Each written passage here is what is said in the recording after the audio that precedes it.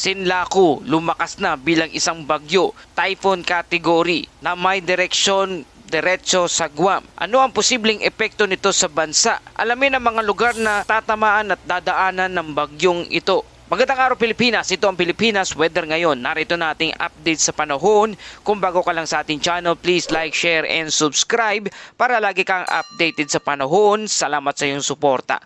Mga kababayan, ngayong araw ng linggo, April 12 na po tayo. Narito nating update sa panahon tungkol sa Sinlaku. Ang dating severe tropical storm Sinlaku ay lumakas na ngayon bilang isang ganap na bagyo o typhoon category na, habang nananatiling halos stationary o mabagal ang galaw sa karagatan sa timog silangan ng Guam. Ang kasalukuyang lokasyon ng bagyong Sinlaku ay nasa layong 2,760 kilometers east of northeastern Mindanao na may taglay na lakas na hangin na umaabot sa 150 kilometers per hour at 185 kilometers per hour ang pagbugso nito. Kumikilos ito pa north-northwestward ng mabagal. Mga kababayan, kung susukatin naman ang lokasyon nito mula sa Guam ay nasa layong 800 kilometers timog silangan ng Guam, USA. Kumikilos ito ng mabagal ngunit inaasahang liliko pahilagang kanluran o northwest sa mga susunod na oras. Batay sa pinakahuling forecast, tatahak ang bagyong Sinlaku patungo sa Guam at posibleng maramdaman ang epekto nito roon sa unang bahagi ng susunod na linggo. Pagkatapos ito, inaasahang liliko, pahilaga at silangan palayo sa anumang kalupaan. Ibig sabihin mga kababayan, hindi ito tatahak papunta ng ating bansang Pilipinas. Narito ang pinakamahalagang balita.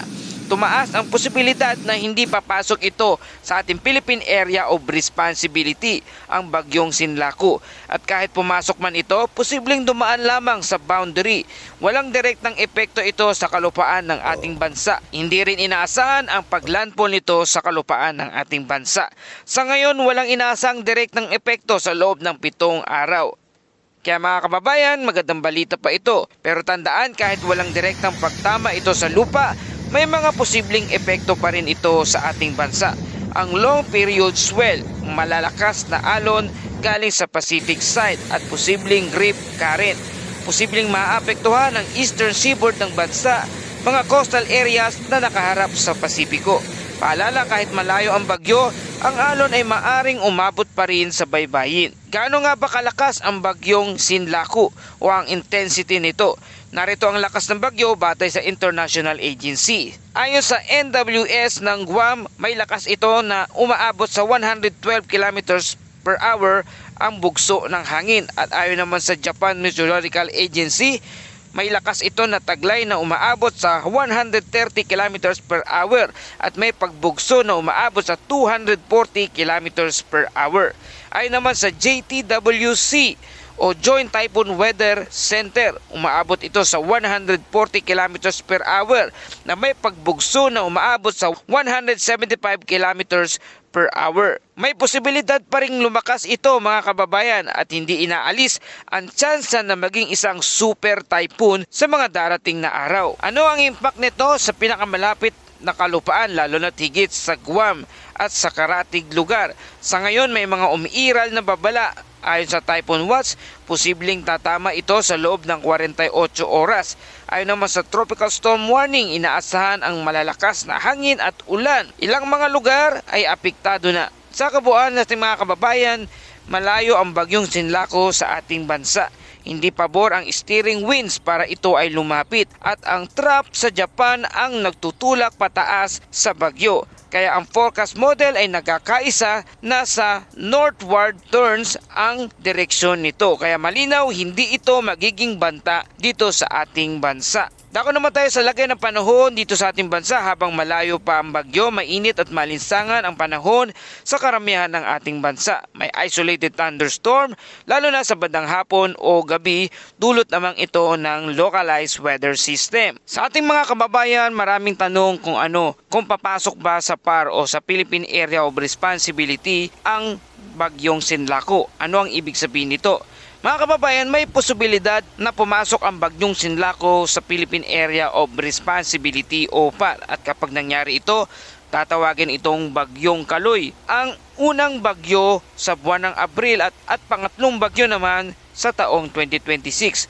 Ngunit mahalagang linawin, ang pagpasok sa PAR o sa Philippine Area of Responsibility ay para lamang sa monitoring. Hindi ibig sabihin na tatama ito sa kalupaan at hindi ibig sabihin na magiging malakas ang epekto dito sa bansa. Ito ang madalas na nagiging sanhi ng hindi kinakailangang kaba, kaya mahalagang maintindihan ito ng tama. Kaya kahit malayo ang bagyo, may mga posibleng hindi direktang epekto tulad ng nabanggit natin kanina, malalakas na alon at mapanganib na rip current na mapanganib sa maliliit na bangka. Lalong mararamdaman sa silangang baybayin ng bansa, lalo na sa Siargao at Eastern Mindanao. Maaring umabot sa 2 hanggang 3 metro ang taas ng alon. Mas mataas pa ang long period swell na mas delikado.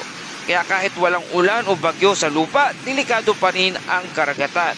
Habang papalayo ang bagyong Sinlaco, posibleng magkaroon ng bahagyang mas malamig na hangin tulad ng northerly breeze sa huling bahagi ng linggo. Samantala, sa malaking bahagi ng bansa, mainit at tuyo ang panahon at may isolated rain shower na lalo na sa bandang Mindanao.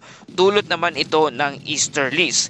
Kaya sa ating mga kababayan sa kabuuan, hindi ang bagyong Sinlaco ang pangunahing banta o panganib dito sa ating bansa. Ang dagat at alon ang mas dapat nating bantayan na posibleng maging epekto sa napakalakas o na posibleng epekto sa tumitinding lakas ng bagyong Sinlaco. Ang forecast ay consistent sa maraming modelo, ngunit patuloy pa ring minomonitor dahil ang bagyo ay nasa open ocean at maaring magbago ang galaw nito anumang oras. Kaya paalala sa ating mga kababayan, huwag agad magpanik. Intindihin mabuti ang ibig sabihin ng paglapit sa ating Philippine Area of Responsibility o PAR. Iwasan ang paglalayag kung delikado ang alon o malalakas ang alon sa inyong lugar at makinig lamang sa mga opisyal na ulat. Kaya sa ngayon, malinaw ang mensahe, walang direktang banta dito sa ating bansa o landfall scenario mula sa bagyong Sinlaco. Ngunit may posibleng epekto sa karagatan at patuloy nating babatayan ang anumang pagbabago. Kaya stay informed, stay alert at manatiling ligtas. At dumako naman tayo sa ating Bible verse of the day mula sa Awit 46 verse 1. Ang Diyos ay ating kanlungan at kalakasan, handang saklolo sa oras ng kagipitan. Mga kababayan, sa gitna ng mga balita tungkol sa bagyo, pinapaalalahanan tayo na ang Diyos ang ating kanlungan kahit may banta sa ibang lugar. Siya ang nagbibigay sa atin ng kapayapaan at katiyakan sa gitna ng anumang sitwasyon o panahon. At yan po ang ating update sa ating panahon. Salamat sa iyong patuloy na pagtangkilik at pagtutok dito sa ating channel. Kung nagustuhan nyo ang balitang ito, please like, share, and subscribe para lagi kayong updated sa panahon. Salamat sa inyong suporta. Ito ang Pilipinas Weather ngayon na lagi nagpapaalala, maganda, magiligtas, mag-alerto. Ingat tayong lahat.